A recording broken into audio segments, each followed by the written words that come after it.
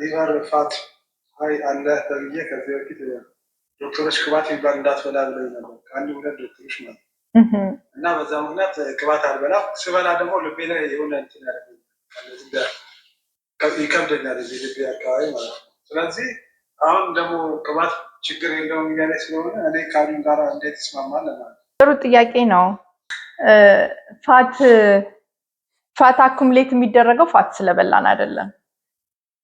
ከፋት ስቶር የምናደርገው ካርቦሃይድሬት ስንበላ ነው። ፋት ስቶር የምናደርገው ያ ጉበት ላይ ያለውን ፋት ለማቃጠል ፋት ነው የኢነርጂ ምንጭ እንዲሆን ስታደርገው ያንን ፋት በርን ማድረግ የምትጀምረው ማለት ነው።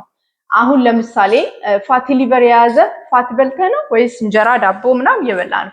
ፋት ስለበላ ነበረ እንዴት ነው የመጣው?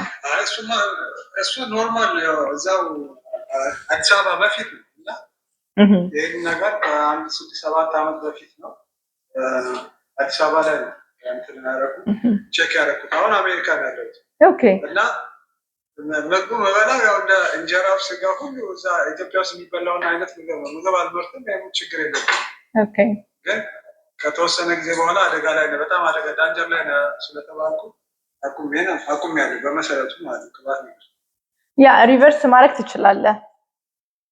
ሪቨርስ ማድረግ ትችላለህ። you can be free ከፋቲ ሊቨር ነፃ መሆን ትችላለህ። ግን አሁን ቅድም ለጠየቀኝ ጥያቄ ፋት ጉበት ላይ የሚጠራቀምበት አንድ ወይ የኢንሱሊን ሬዚስተንስ ሲኖር፣ ኢንሱሊን ሬዚስተንስ ሚውት ላድርግ ድምጽ ስላለ። ኦኬ። ኢንሱሊን ሬዚስተንስ ምን ማለት ነው መሰለ? ሰውነታችን ለኢንሱሊን ምላሽ መስጠት ሲያቅተው ማለት ነው። የምንበላው ምግብ ወደ ሴሎች የሚደርሰው በኢንሱሊን አማካኝነት ነው። እና ኢንሱሊን ደግሞ ለምግቦች የሚሰጠው ሪአክሽን የተለያየ ነው።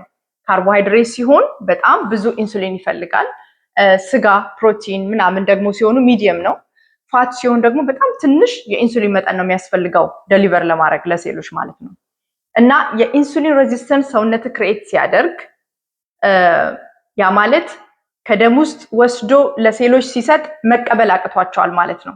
መጀመሪያ ስቶር የሚያደርገው ያንን ግሉኮስ ጉበት ላይ ነው።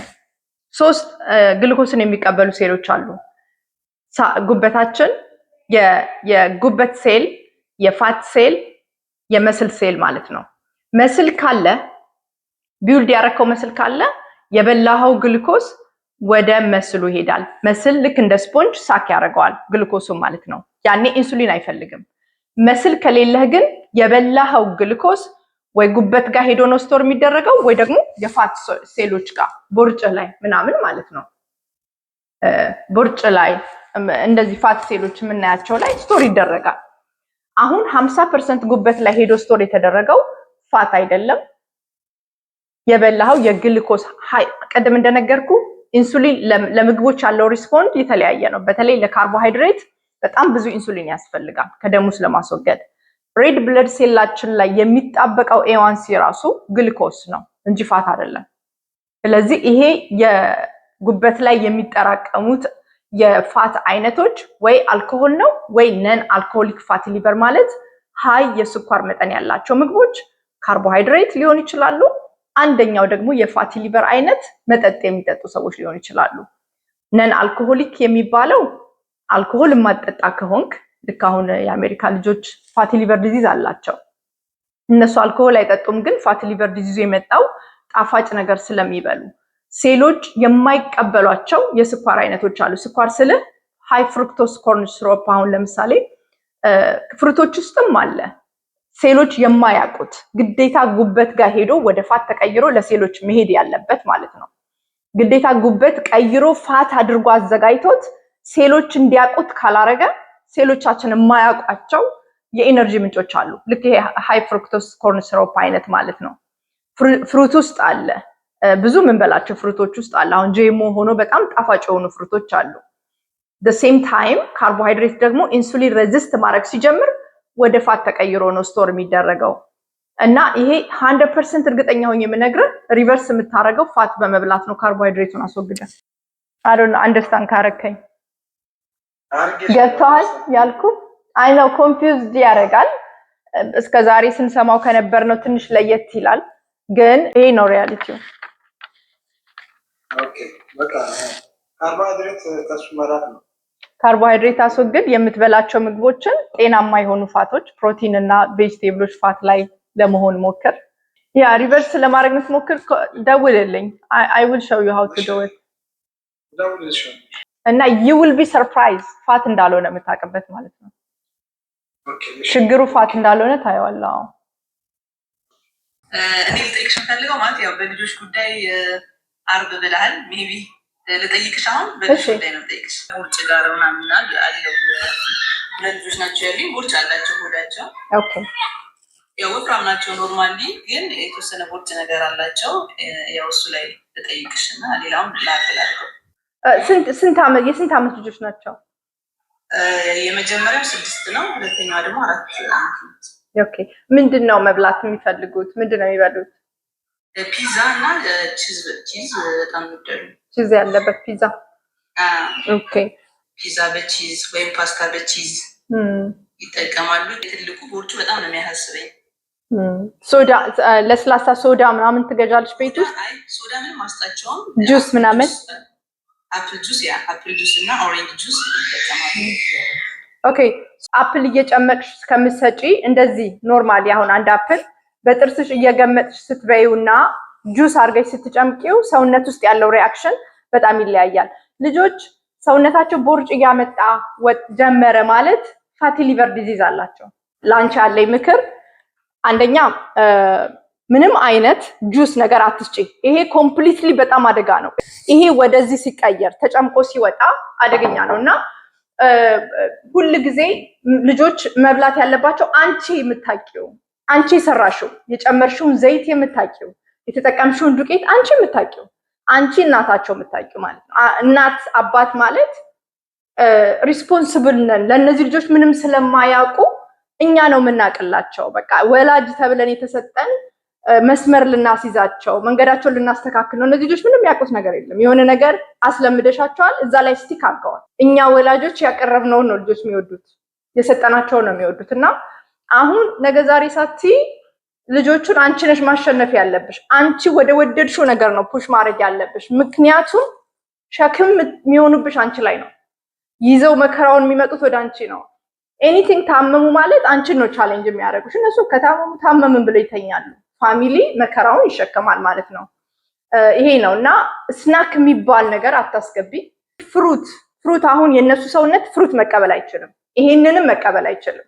ምክንያቱም they already ፋቲ ሊቨር ዲዚዝ ክሬት አድርገዋል። የኢንሱሊን ሬዚስተንስ ክሬት አድርገዋል። ሰውነታቸው ግሉኮስን ለኤነርጂ መቀበል አይችልም ማለት ነው።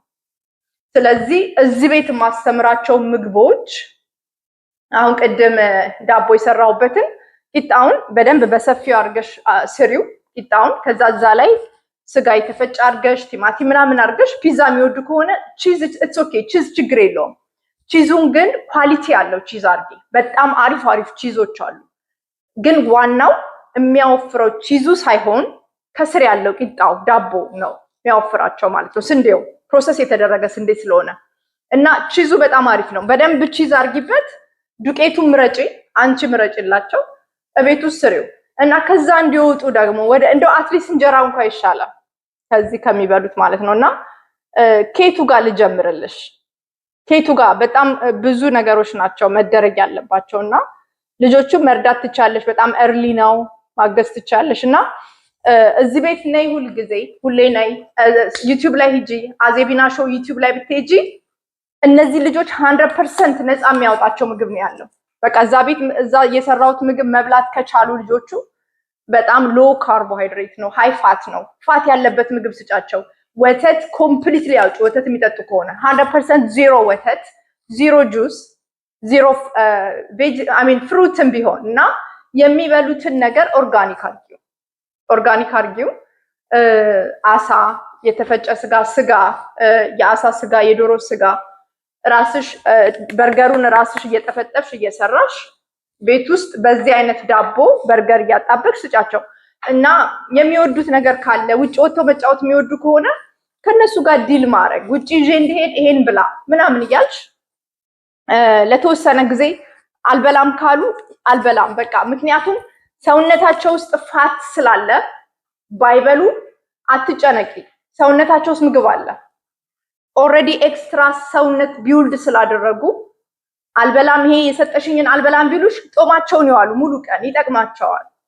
ምክንያቱም የምትሰጫቸው ምግብ ከሌለ ሰውነት ሌላ ሐሳብ ይፈልግና የኢነርጂ ምንጭ ይፈልጋልና የተቀመጠውን ፋት ጉበታቸው ላይ የተቀመጠውን ፋት ይጠቀማል። ግን ከቀን አትለፊ። አትሊስት ወደ ማታ አካባቢ እምቢ ብለው ቢውሉ ሲርባቸው ማታ አካባቢ ወይ አሳ ወይ ዶሮ የተፈጨ ስጋ ምናምን እንዲበሉ አድርጊያቸው እና ሰውነታቸው ውስጥ ያለውን ፋት እንዲጠቀም እድሉን ስጪ ለነሱ። አንበላም ካሉ ይሄ ነው ያለኝ በቃ ምግብ ይሄ ነው ያለኝ ብትበላ ተው፣ ከፈለክ ብላ ከፈለክ ተው። ግን በፍቅር ነው። አንቺ ነሽ ያጠፋሽው። አሁን አንቺ ባጠፋሽው እነሱ ሊፈረድባቸው አይገባም። በፍቅር ነው ወደዛ ወደ መልካሙ ነገር እንዲመጡ መርዳት ያለብሽ እና ራስሽ ያበላሸሽውን ራስሽ ነሽ መስራት ያለብሽ እና በጥንቃቄ አድርጊ። ፍሩትን ኮምፕሊትሊ አቁምባቸው። አሁን ባሉበት ፍሩቱን አቁሚ። ለምን ኦልሬዲ የኢንሱሊን ሬዚስተንስ ክሬት ስላደረጉ ብትጨምሪ በጣም እንትን ያደርገዋል። በቃ ጉበታቸው ኪቶን እንዳይሰራ እላዩ ላይ ያለውን ፋት እንዳይጠቀም ያደርግብሻል። በተለይ ፍሩክቶስ ያለባቸው ከፍተኛ የግሉኮስ መጠናቸው ሀይ የሆነ እንደዚህ ሩት ቬጅቴብሎች ስታርች የሆኑ ቬጅቴብሎች ምግቦችን ስታርች ያለባቸውን መቀነሱ በጣም ኢምፖርታንት ነው። ምክንያቱም ጉበት ላይ በጣም ትልቅ ተጽዕኖ አለው። ግን አንድ ህፃን አልኮሆል የማይጠጣ ግን ፍሩክቶስ ያለባቸው ምግቦች የምንሰጠው ከሆነ ልክ አረቄ ከሚጠጣው ሰውዬ እኩል ፋቲ ሊቨር ዲዚዝ ይያዛል። የሚያሳዝነው እሱ ነው። ጣፋጭ ነገር የሚበላ ከሆነ በቃ ልክ በሽታው ኬትም ይምጣ መንስኤው ስኳርም ይሁን መጠጥም ይሁን አረቄም ይሁን ውስኪም ይሁን ምንም ይሁን መንስኤው ሄዶ ግን ሁለቱም ሴም ኢፌክት አላቸው። ጉበት ላይ ፋቲ ሊቨር ዲዚዝ ያመጣሉ ማለት ነው። ሶ ይሄ ያሳዝናል ህፃናት ላይ ያለው እና ልጆችን እንንከባከባቸው፣ እንጠብቃቸው፣ ቴክ ኬር እናርጋቸው። እሺ ቴንክ ዩ በጣም አዜቢናዬ አመሰግናለሁ። እንግዲህ እድሉን ለሌላ ሰው ልስጥ። ቴንክ ዩ በጣም እሺ እኔ